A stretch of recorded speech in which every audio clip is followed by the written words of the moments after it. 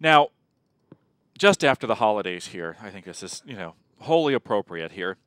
We're going to go ahead and we're going to show you how to do some real life skin retouching. Okay? And this is not just the, shave, pluck, moisturize. This is the spindle, fold, mutilate, whip, slap, rub down method that we have. And so many people go in and they're like, well, I need to clone this, I need to do all this. And you know what? We're going to use the, ultrasound diet method here. And what we're going to do is we're going to go into the filter menu and we're going to use Liquify here, as if we don't have enough liquefaction going already. We're going to call up and we're going to open this up in the Liquify filter here. And Liquify is kind of like this application within Photoshop. And if you've never used the Liquify filter, here's your chance. If you have before, you can't imagine what you can do. So what we're going to do is we're going to start off with the warp tool here. And the way the warp tool works is you can go in, you can set your brush size and density here, just like you would set your brush or your clone stamp tool in Photoshop. The bigger the brush, the more it's going to be done. I'm going to zoom in here so we can get in and start manipulating this quite well. And this is going to require a fairly large warp brush. And what I'm going to do is I'm going to go ahead and start the nip tuck process here. And the great part about Liquify is you don't need to be exact, because they have the cleanup tool in Liquify. It's the chop off excess tool.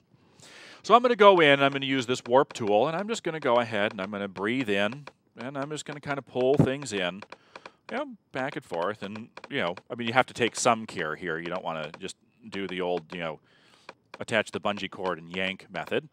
But, we need to go ahead and we need to, pick things up a bit and get them from south of the equator and, kind of pull things in, okay?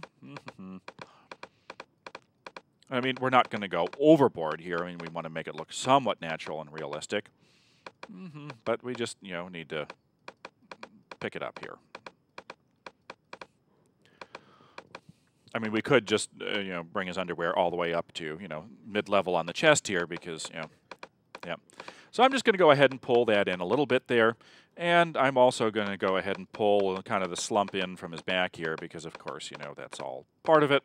And probably go ahead and, pull that in a little bit so we don't have as much excess there, okay? If you really wanted to, you could start, shifting things, a little bit further north here so that, makes it look a little bit better. And I'm actually going to go in and I'm going to not do a great job on his stomach here just so we can do that. But overall, that looks pretty good, just going in and using the Liquify filter. Not bad. Probably need to go into this also and, just kind of bump up his chin a little bit. I'd have to go in and, kind of bring that in. Just kind of do that. We could even, when we're done, we'll add a little smile to his face so he won't be so shocked. Okay, so overall, we've gone in and we've pulled this in a little bit, and okay, that looks a little bit better and doesn't look as awful. But, we didn't do a very good job of doing a straight line here. Well, this is awesome. If you actually go into the pucker filter here and use a fairly small brush over the pucker filter, when you do pucker, it just kind of pulls everything right in. But if you do the pucker moisturize, where you just take the pucker and just small brush and just quickly, go over it. Just slap it on there. This is awesome what it does. I'm just going to take this and I'm going to run right along there. And as I go over it, it smooths the whole thing right out. Run over it a couple times and it's just kind of like fills it in, buffs it down, sands it, and puts a couple coats of spackle on there. It's like, wow, this is awesome. I can actually go in and, do his under part of his chin here. And, that looks pretty good overall. If you did want to go in and you want to go ahead and do some biceps in here, you could do the bloat filter here, where you just kind of start beefing things out. Don't hold the mouse key too long, because then you don't want it to be too big. But you could do that overall. And if you want to make him just a little bit happier here, I'm going to go in. I'm going to adjust my brush size here. I'm just going to pull the corner of his mouth up just a hair. Not so bad.